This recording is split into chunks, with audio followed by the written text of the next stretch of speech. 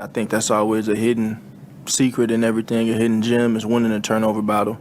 And we were able to do that. We've been able to do that, and that's been a big reason why we've been winning a lot of games. The atmosphere was crazy, man. I mean, it was insane. Got a smile on my face thinking about it. This is what you dream about. And this is why I came to Philly. I wanted to be a part of games like this. And you look at, you got one more game, and the beautiful thing is you got to go through Philly. And I remember, after we lost to Washington, some of those guys were looking at us and saying that we're going to see you again, and here we are.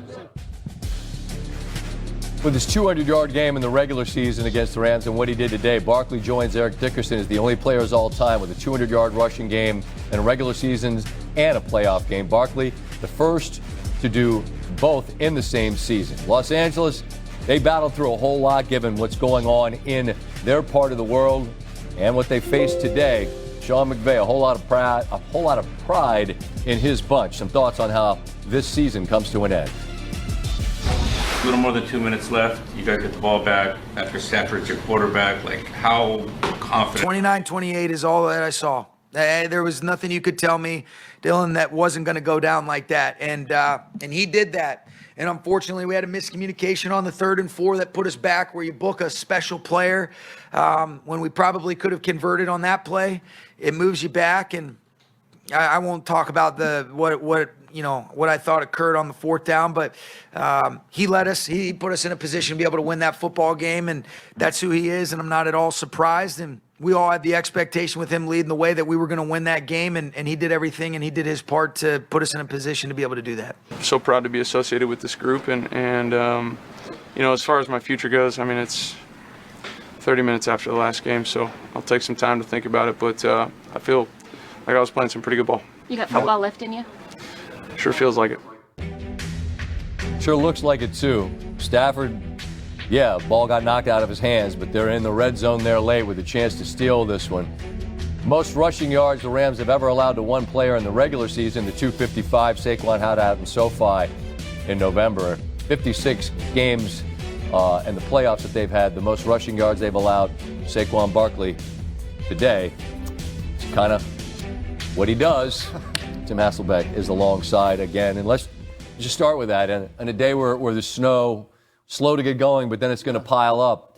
The recipe that they've had all season long, particularly in fourth quarters of games, is the ability to give the ball to Saquon Barkley. The how critical, I guess, was his contribution. And he's amazing. And sometimes, Scott, we've done things throughout the year where it's like, hey, creative scheme. And then sometimes it's just like, no, you know what? Like, they're good up front. That's obvious. And then he's an elite runner. Like, he's a special. We're comparing him to Eric Dickerson, stuff like that. It's just an inside zone run play to the right. Now, it's a mug front because it's 3rd down, and so they get good angles. But just watch this. This, in normal situations, that's a 10, 12-yard gain. That's a safety with an angle, and he's down. But no, he's a home run hitter. It's 60-something yard touchdown. And it's not like one time, and it's not like it just randomly happens. Now it's split zone. So again, it's typically a wind back run off of Johnson, the right tackle, off of his block.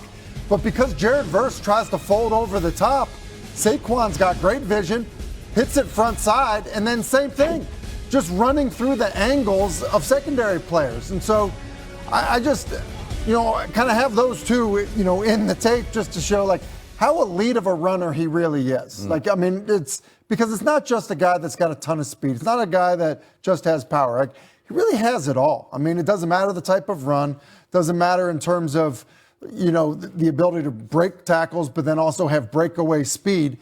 He's incredible. He changes everything for Philadelphia in terms of how they run their offense. So 2 huge games against the Rams. He's already had 2 huge games against Washington. We'll talk about the NFC Championship game next week at the link a little bit later in the show with you.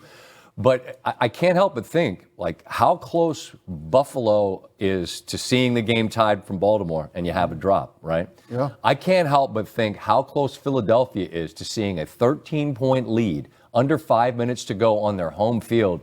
evaporate. I mean, the Rams score quick, they get the ball back, and now they're driving. It's 3rd and 2. There's a lot that almost happened but didn't. How did you process all that went on in the end? I think there was a lot that happened throughout that game. So whether you look at Kellen Moore, you look at Nick Sirianni and say how you've called this game doesn't make sense. Because they had great field position.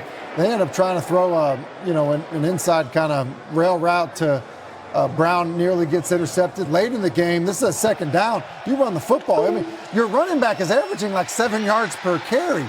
And if it isn't for the defense and a bust up front, by the Rams, look, Matthew Stafford and what Sean McVay was talking about, Matthew Stafford was playing well enough to help us win, to be back in it. He absolutely was, but it was a bust up front on 3rd down, and then obviously what happened on 4th down. But I did not think the game was called well in terms of how quickly they got away from the run.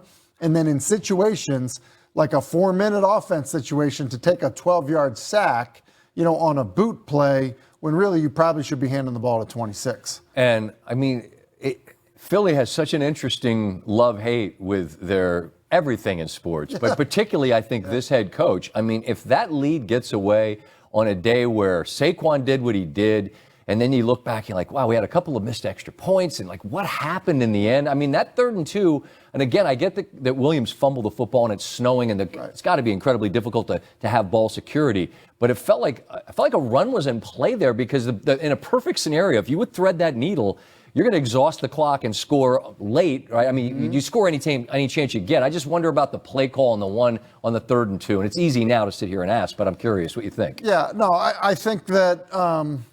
Listen, it's easy to go back and second guess all that stuff. I think when we watch games, and we watched it when the Baltimore game, when they didn't go for 2, when it was like they just had ripped off 5 straight runs. Why not hand it to Henry? Yeah, I think there are times, when you can remove yourself from it a little bit and just see it happening and say, well, why don't you go ahead and do that again? So I just look at it from Philadelphia's perspective. Listen, Hurts gets injured, throwing the football on a play where I think on that drive, had they just continued to pound the football, they really would have never been in that situation either. And so, look, I think they won the football game. They're a really good team.